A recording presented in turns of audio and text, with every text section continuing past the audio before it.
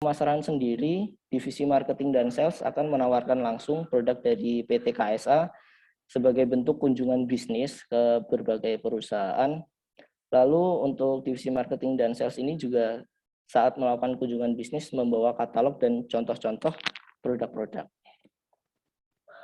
Lanjut ke laporan khususnya, saya mengambil judul analisis pengendalian kualitas menggunakan metode fault tree analysis untuk meminimumkan cacat pada produksi caps laptop studi kasus pada PT Kawan Sejati Akurasi.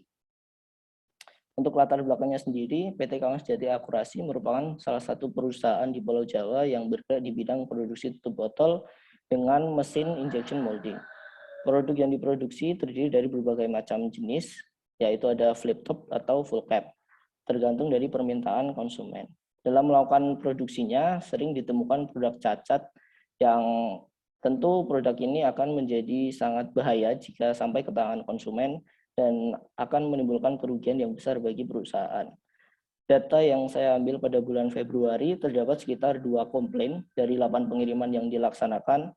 Lalu untuk produk cacat sendiri memiliki cacat terbesar pada jenis flip top 50 ukuran 50 dengan 8 cavity white opaque mencapai 12,52%. Untuk produk cacat ini biasanya ditemukan paling banyak itu untuk jenis cacat bintik hitam, kotor oli, dan juga jatuh. Untuk rumusan masalahnya, saya mengambil bagaimana analisis pengendalian kualitas pada produksi produk jenis caps laptop dengan metode fault tree analysis. Lalu untuk tujuan penelitian saya untuk mengetahui analisis pengendalian kualitas dan mencari penyebab utama dari kecacatan produk jenis caps laptop lantai produksi PT KSA dengan menggunakan metode analisis. Lalu untuk batasan masalahnya, ya ada 3, yaitu penelitian dilakukan di lantai produksi PT KSA khusus produk jenis caps laptop 58 white opaque. Lalu yang kedua, data yang diambil yaitu jumlah produksi, jenis cacat, dan jumlah cacat pada satu shift, yaitu shift pagi di bulan Februari 2021. Yang ketiga, penelitian tidak mempertimbangkan unsur biaya dan waktu produksi. Lalu untuk manfaat penelitian bagi perusahaan, yaitu perusahaan dapat mengendalikan, menjaga, dan meningkatkan kualitas produk, serta mendapat masukan dan bahan evaluasi. Yang bagi penulis yaitu mendapat pengalaman bekerja, mendapat ilmu tambahan terkait pengendalian kualitas menggunakan metode fault tree analysis. Lalu untuk bagi pihak lain dapat dijadikan sebagai bahan bacaan dan tambahan ilmu serta pembanding untuk penelitian selanjutnya. Landasan teori pengendalian kualitas merupakan sebuah proses yang dilakukan oleh suatu produsen untuk menjamin kualitas dalam produk barang maupun jasa yang ditawarkan. Adapun tindakan-tindakan yang telah terkenal dan umum dilakukan oleh perusahaan-perusahaan untuk menjaga kualitasnya yaitu Plan, Do, Check, Act atau PDCA. Untuk fault tree analysis sendiri merupakan metode suatu teknik identifikasi untuk suatu resiko kegagalan dalam berlangsungnya suatu proses produksi. FTA mengidentifikasikan hubungan antara faktor-faktor penyebab yang nantinya akan ditampilkan dengan bentuk pohon kesalahan fault tree yang melibatkan suatu gerbang logika sederhana yang digambarkan dengan simbol-simbol dari gerbang tersebut. Untuk metodologi penelitiannya, objek penelitian dilakukan di Departemen Quality Control dan Assurance pada lantai produksi PT Kawan Sejati Akurasi dengan produk caps flip top yang cacat dan reject. Untuk tepat dan waktu penelitiannya dilakukan di PT Kawan Sejati Akurasi berada di Jalan Kaliurang GM 19,2, Desa Pakem Binangun, Kecamatan Pakem, Kabupaten Sleman, Provinsi Daerah Istimewa Yogyakarta. Penelitian ini dilakukan sejak tanggal 8 Februari hingga 5 Maret 2021. Pengumpulan data terdiri dari 2 macam, yaitu ada data primer dan juga data sekunder, di mana data primer ini didapatkan secara langsung, secara observasi dan wawancara. Data primer ini berupa jenis kecacatan produk yang sering terjadi pada produk caps laptop. Untuk data sekunder sendiri, saya mengambil dari data jumlah produksi dan kecacatan produk pada tanggal 1 Februari hingga 28 Februari 2021 dari dokumen Departemen Quality Control. Untuk hasil dan pembahasan, seperti yang tertera pada tabel, di mana produksi caps flip top 58 white opaque sendiri dilakukan sebanyak 20 kali 20 hari. Di sini tidak terdapat sebanyak 28 hari seperti yang ada di bulan Februari karena produksi yang dilakukan tidak setiap hari dilakukan. Lalu untuk jumlah produksi yang didapat dari bulan Februari itu sebanyak 127.100 dan produk cacatnya ada 15.913 atau sebesar 12,52%. Tentu persentase ini dirasa cukup besar dan merugikan perusahaan jika akan berlangsung terus-menerus. Untuk pengolahan datanya saya menggunakan histogram. Histogram di sini berfungsi untuk melihat seberapa besar cacat-cacat yang ada di produk 58 wet opak, di mana bintik hitam sebanyak 8.944, oli 5.121, dan juga produk jatuh sebanyak 1.848. Pengolahan data selanjutnya yaitu diagram Pareto. Digunakannya diagram Pareto ini berfungsi untuk melihat total kumulatif persentase cacat yang dihasilkan baik dari jenis cacat bintik hitam, oli, dan juga jatuh.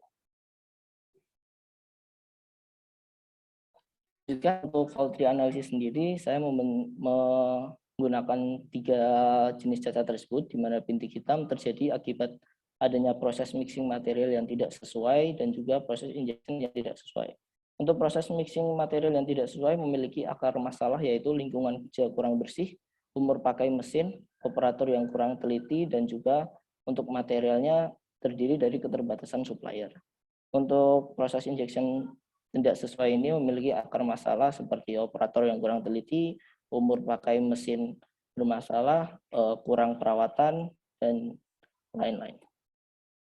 Untuk cacat sendiri terdiri dari human error dan juga mesin bermasalah dengan akar masalah operator yang kurang teliti, untuk mesinnya itu umur pakai mesin yang telah lama dan kurangnya perawatan. Lalu untuk jenis cacat produk jatuh ini mutlak dikarenakan human error.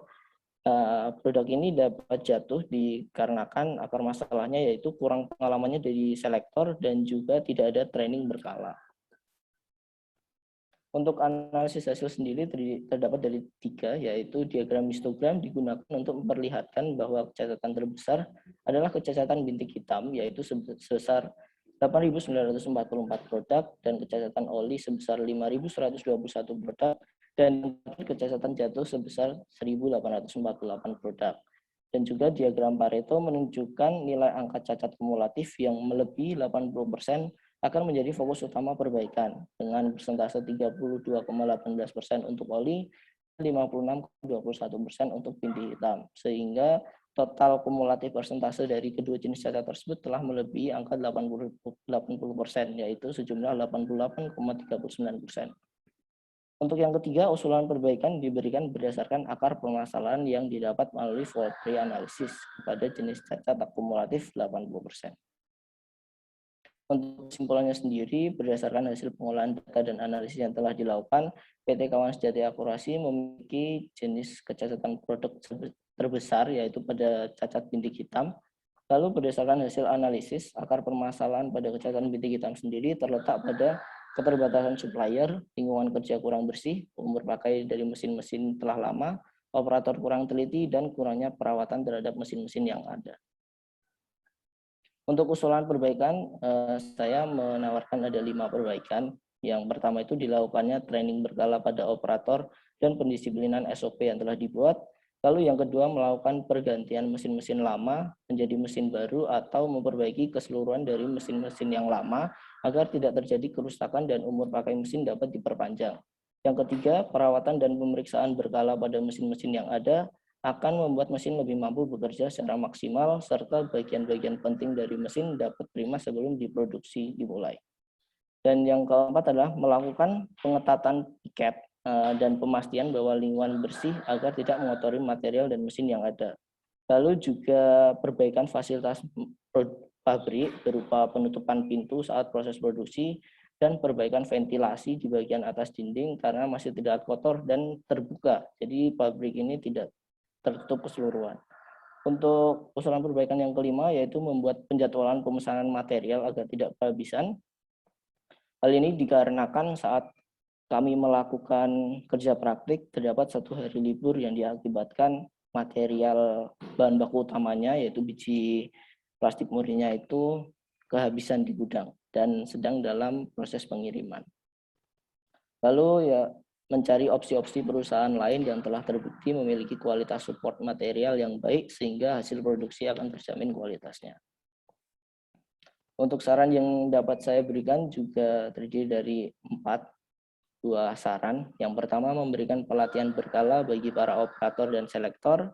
Lalu yang kedua, melakukan pembaruan mesin-mesin dan alat-alat tes yang lebih modern agar kualitas yang dihasilkan dari produk dapat terjaga dan terjamin. Yang ketiga, melakukan perawatan secara berkala dan terjadwal agar mesin-mesin yang digunakan dapat selalu dalam kondisi prima. Dan yang terakhir, melakukan perbaikan fasilitas pabrik agar lebih steril dan bersih serta nyaman bagi pekerja.